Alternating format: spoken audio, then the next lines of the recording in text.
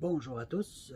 Là, je fais une vidéo parce que bon, c'est plutôt pour conseiller les gens qui vont s'acheter ou qui vont se faire bâtir ou même bâtir eux-mêmes la mini-maison. Il y a des choses au niveau de la construction que j'ai vraiment pas aimé. J'aurais fait ça autrement. Moi, je l'ai acheté tout fait, j'ai pas eu le choix. Là, je suis venu avec des choses.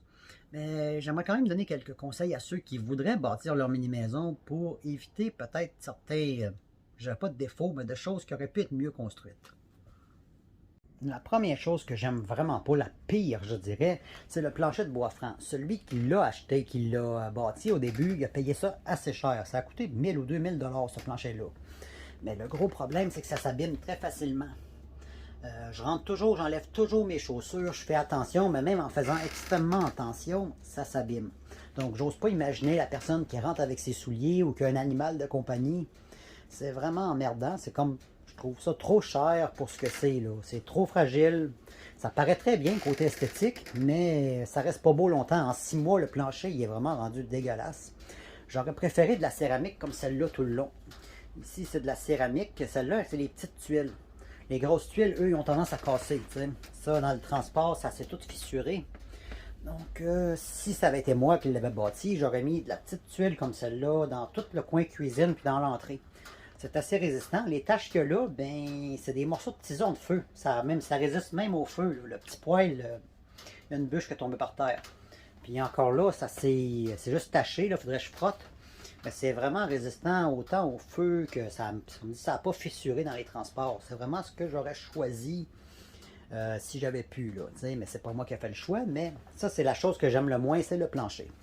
Deuxième défaut que j'aime pas, eh bien, encore là, c'est encore le bois. Le maudit bois, c'est très beau, mais ça s'abîme facilement. Là. Ça a commencé à gonfler, très fragile à l'eau. Ça aurait été mieux un comptoir standard ou, comme dit, ça aurait été plus résistant. Aussitôt qu'il y a une petite goutte d'eau, quelque chose, ça gonfle, ça s'abîme. Un vrai comptoir, ça aurait été mieux, là, comme ça qu'on a dans nos maisons modernes. On peut échapper n'importe quoi, laisser l'eau dessus, ça ne se brise pas. Donc, le comptoir de bois, c'est la deuxième chose que j'ai pas aimé. La troisième chose que j'aurais changé, j'aurais mis un lavabo standard. Parce que quand ça vient le temps de laver les gros chaudrons, ou même si on veut laver un gros morceau de linge à la main, c'est moins facile. Donc le lavabo, j'aurais mis standard. Mais ça me dérange. C'est pas ça qui m'a dérangé le plus. Le comptoir me dérangeait plus que le lavabo. Mais ça aurait été plus pratique qu'un vrai lavabo. La deuxième chose, ça c'est vraiment une erreur de construction, c'est que le poêle, pour pouvoir légalement brancher une grosse bonbonne, ça prend une hotte. Puis ils n'ont pas laissé assez d'espace entre le poêle à bois et la fenêtre.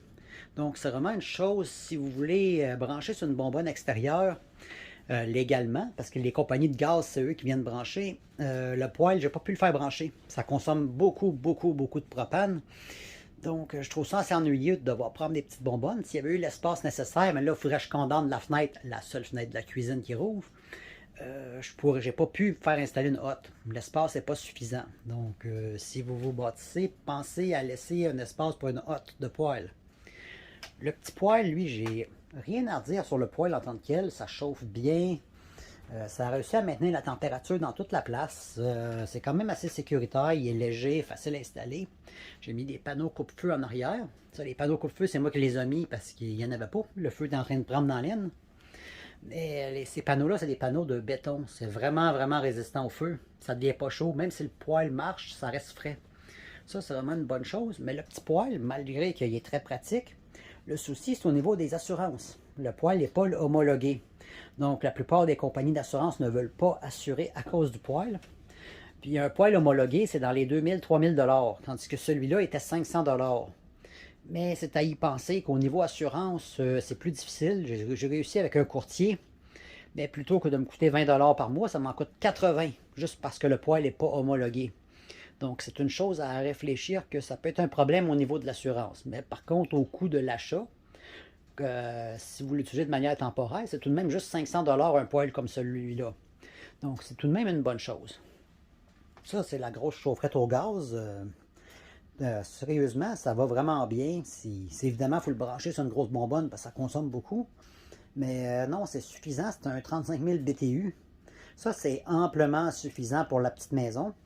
Évidemment, comme tout est pris un dans l'autre, je l'aurais peut-être pas mis là, la chaufferette. Je l'aurais probablement mis dans le coin salon si j'avais pu. Mais ça m'aurait enlevé beaucoup d'espace. Mais ça, vraiment, c'est génial, là. C'est une chaufferette Empire. J'ai rien à lui reprocher, là. Ça fonctionne numéro un. Il y a une cheminée qui va à l'extérieur. Puis c'est une direct vente qui appelle. C'est qu'il n'y a pas besoin de fan. Ça prend juste 2 batteries AA dans le thermostat. That's it. Sans électricité, ça fonctionne. Fait que ça, c'est vraiment génial. Ça, je la conseillerais à tout le monde. Ça n'a pas besoin d'électricité. Ça fonctionne vraiment au propane. La seule place où ça prend l'électricité, c'est pour le thermostat. C'est des petites batteries 3A. Puis ça dure quand même 6 mois, 1 an, là, un set de batterie. C'est vraiment juste pour ça. Fait que ça, je le conseille à tout le monde, cette chaufferette-là. Ça, je suis vraiment satisfait à 100% là, de ça. J'ai rien à reprocher. C'est peut-être mon meilleur achat que j'ai fait là, jusqu'à maintenant. Puis, c'est ça. C'est pas mal ce qui me dérangeait. J'avais acheté un frigidaire électrique. C'est quand même un bel achat, mais ça gobe beaucoup d'électricité. Donc, si vous avez accès à l'électricité, c'est bien, parce qu'il y a quand même le congélateur puis le frigidaire séparé.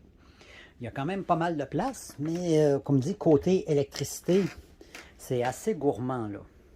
Le petit congélateur, c'est que si vous avez accès à l'électricité, c'est génial d'avoir le congélateur. Si vous n'avez pas accès à l'électricité, il vaut peut-être mieux aller avec quelque chose de camping-car. Puis l'autre chose que, bon, ça n'a pas été... c'est la douche qui n'a jamais été fonctionnelle. Le problème, la façon dont ils l'ont mis, c'est au-dessus des roues. Donc, premièrement, c'était assez haut. J'ai dû faire mettre une marche.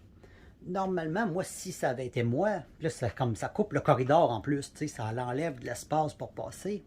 Si c'est moi qui l'avais bâti, je l'aurais mis dans le coin. Ça aurait gobé beaucoup moins d'espace, puis il n'y aurait pas eu la nécessité d'installer une marche. Il y a des choses que j'aurais mis dans le coin, là, plutôt que de bâtir comme ça. J'aurais mis l'espace de rangement au-dessus des roues. Mettre des tablettes au-dessus des roues, ça n'aurait pas été dérangeant. Fait que ça, je l'aurais pas mis là si ça avait été moi. Je l'aurais vraiment mis dans un coin pour sauver de l'espace, puis pour que ça sorte plus facilement. Puis la marche est haute, là. Il a vraiment fallu que je mette ça, puis encore là, je fais quand même le grand écart, là. Fait que ça, c'est les petits défauts que, on peut dire que j'ai pas aimé. C'est sûr qu'il y a des choses que j'aurais peut-être construit autrement, mais c'est ce qui arrive quand on achète usagé. On n'a pas nécessairement le choix, on ça vient comme c'est. Mais j'aurais peut-être plus concentré le rangement sous la mezzanine. Ça reste à voir, mais comme dit, mon gros coup de gueule, c'est vraiment le plancher, le comptoir et le lavabo. C'est les 3 choses que vraiment que j'ai pas aimé, que j'ai trouvé pas pratique. Puis comme dit, le poêle, je l'aime bien, mais malheureusement pour l'assurance, c'est un petit peu problématique. Donc c'était ma vidéo. Si ça a pu aider quelqu'un, bien tant mieux. Si vous voulez avoir d'autres avis sur ce que j'ai aimé ou pas aimé dans la maison, je pourrais refaire un tour complet puis parler un petit peu de comment ça fonctionne.